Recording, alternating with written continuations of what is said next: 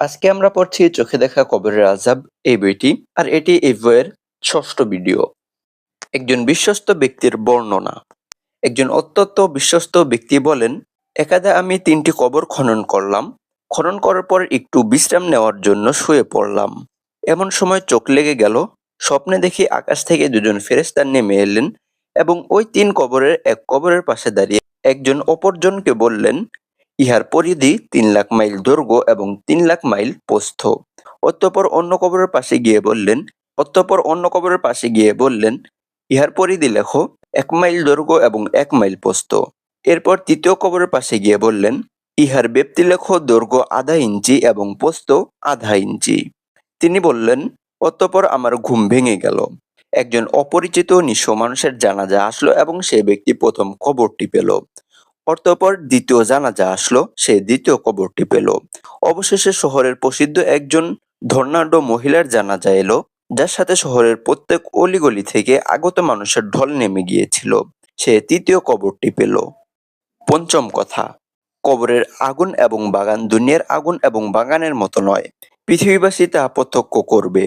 কবরের আগুন এবং বাগান দুনিয়ার আগুন এবং বাগানের মতো নয় যে পৃথিবীবাসী তা প্রত্যক্ষ করবে, বরং উহা তো আখিরাতের আগুন ও বাগানের অংশ, যা পৃথিবীর তুলনায় বহুগুণে শক্তিশালী।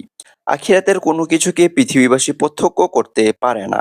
আল্লাহ তাআলা মৃত ব্যক্তির কবরের ওই মাটি ও পাথরকেই প্রজ্বলিত করে দেন, যা এই পৃথিবীর মাটি ও পাথর থেকে বহুগুণে উত্তপ্ত এবং যন্ত্রণাদায়ককে পরিণত হয়। কিন্তু যদি পৃথিবীবাসী উহাকে স্পর্শ করে দেখে, তাহলে সামান্য উত্তাপও অনুভব করবে না। বরং এর চেয়ে বিস্ময়কর হলো, এই একই কবরে 2 ব্যক্তি সমাহিত হয়। এক ব্যক্তির জন্য এ কবর জান্নাতের গর্ত, অথচ তার উত্তাপ প্রতিবেশীর গা স্পর্শ করে না, এবং অপর ব্যক্তির জন্য তা জান্নাতের বাগান, কিন্তু তার প্রতিবেশী এই প্রশস্তির আঁচও করতে পারে না। আল্লাহ তাআলার কুদরত পদপেক্ষ বিস্ময়কর ও ব্যাপক। এই পৃথিবীতে তিনি আমাদেরকে তার কুদরত সম্পর্কে তদপেক্ষা উৎকৃষ্টতম নিদর্শন পেশ করেছেন, কিন্তু মানুষের যে বিষয়ে জ্ঞান নেই, সে উহাকে মিথ্যা প্রতিপন্ন করে। কিন্তু আল্লাহ তাআলা যাদেরকে মানার তৌফিক দান করেছেন এবং মিথ্যা প্রতিপন্ন করা থেকে বিরত রেখেছেন, শুধু তারাই নিরাপদে রয়েছে। মোট কথা, আল্লাহ তাআলা কাফিরদের মৃতদেহের নিচে 2টো আগুনের ফালি বিছিয়ে দেন, যাতে তারা কবর চুলার ন্যায় প্রজ্বলিত হয়ে ওঠে। অতঃপর আল্লাহ তাআলার যখন ইচ্ছা হয়, কোনো বান্দাকে এই ব্যাপারে অবহিত করান এবং অন্যদের থেকে তা গোপন রাখেন। কেননা সবাই যদি জেনে ফেলে, তাহলে ঈমান বিগাইব অর্থাৎ অদৃশ্যের উপর বিশ্বাস এর বিধান বাকি থাকে না। তাছাড়া মানুষ ভয়ে মৃত ব্যক্তিদের দাফন করাও বন্ধ করে দিবে। যেমন নবী করিম সাল্লাল্লাহু আলাইহি ওয়াসাল্লাম ইরশাদ করেছেন, যদি আমার এ ভয় না হতো যে তোমরা মৃত ব্যক্তিদের দাফন করা বন্ধ করে দিবে, তাহলে আমি আল্লাহ তাআলার কাছে তোমাদের জন্য দোয়া করতাম, যেন তোমরাও আমার মতো কবরের আযাব দেখতে ও শুনতে পাও। বুখারী ও মুসলিম। জীবজন্তু যেহেতু এ হুকুম বহির্ভূত, তাই তারা কবরের আযাব শুনতে পায়। যেমন নবী করিম সাল্লাল্লাহু আলাইহি ওয়াসাল্লাম খচ্চরের কবরের আযাব শুনে এমনভাবে লাফাতে আরম্ভ করেছিল, যেন তাকে নিচে ফেলে দিবে। আবু আব্দুল্লাহ মুহাম্মদ ইবনে রইজ এর চাক্ষুষ ঘটনা। আবু আব্দুল্লাহ মুহাম্মদ ইবনে রইজ হাররানী বলেন, আমি একদা আসরের পর বাড়ি থেকে বেরিয়ে একটি বাগানে গেলাম। সূর্যোদয়ের আগে আমি কয়েকটি কবরের পাশে পৌঁছালাম। আমি চাক্ষুষ দেখলাম, একটি কবর যেন কাঁচ কারখানার চুল্লির বৃহৎ অঙ্গের ন্যায় জ্বলছে। মৃত ব্যক্তি কবরের সমাহিত ছিল। আমি চক্ষুষ রগ বাড়াতে শুরু করলাম এবং ভাবতে লাগলাম, আমি ঘুমন্ত না জাগ্রত। অতঃপর আমি নগর প্রাচীর দেখে বুঝলাম আমি তো জাগ্রত। অতঃপর আমি আত্মলোভের ন্যায় বাড়ি ফিরলাম। খানা পরিবেশন করা হলো, কিন্তু খেতে পারলাম না। শহরে ঘুরে জানতে পারলাম যে আজই ওই কবরে একজন অত্যাচারী শুল্ক আদায়কারীকে দাফন করা হয়েছে। কবরে ওই ধরনের আগুন দেখা আল্লাহ তাআলা কর্তৃক তার কোনো বান্দাকে কোনো সময় জিন ও ফেরেশতাদের দেখিয়ে দেওয়ার মতো বিষয়। ইবনে ওমর রাদিয়াল্লাহু তাআলা আনহু এর ঘটনা।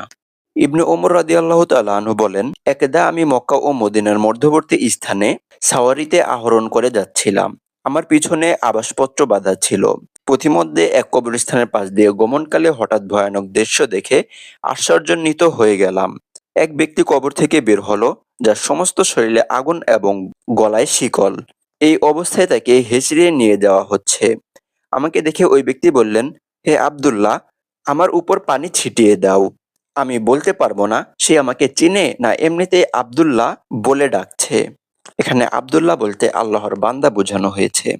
এরপর এক ব্যক্তি বেরিয়ে এসে আমাকে বলল, হে আব্দুল্লাহ, তুমি এর উপর পানি ছিটাবা না। অতঃপর তার জিরজির ধরে হেঁচড়ে কবরে নিয়ে গেল। ইবনে আবি দুনিয়া। ওয়ারওয়াও উপরোক্ত ঘটনা সামান্য শব্দার্থিক পরিবর্তন সহ বর্ণনা করেছেন। সে বর্ণনায় রয়েছে, তিনি বলেন, অর্থাৎ ওমর বলেন, উহার ভয়ে আমার মাথার চুল সাদা হয়ে গেছে। আমি হযরত উসমান রাদিয়াল্লাহু তাআলা আনহুকে এই ঘটনা বর্ণনা করলে তিনি মুসলমানদেরকে একাকী সফর করতে নিষেধ করে দিলেন। ইবনে আবিদ দুনিয়া। এক ব্যক্তির চাক্ষুষ ঘটনা।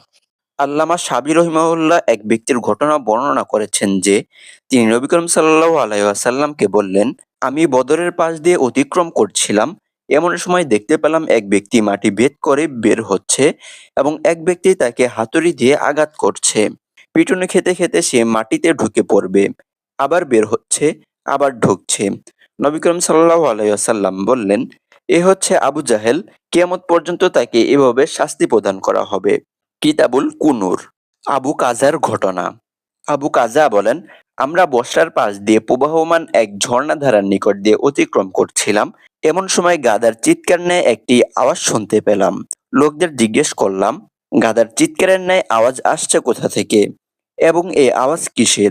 তারা বলল, এক ব্যক্তি আমাদের নিকট বাস করত। যখন তার মা তার সাথে কথা বলতো, সে তখন বলতো, গাধার মতো চেঁচাচ্ছ কেন? তার মৃত্যুর পর প্রতিদিন তার কবর থেকে গাধার চিৎকারের ন্যায় আওয়াজ ভেসে আসে। ইবনে আবিদ দুনিয়া।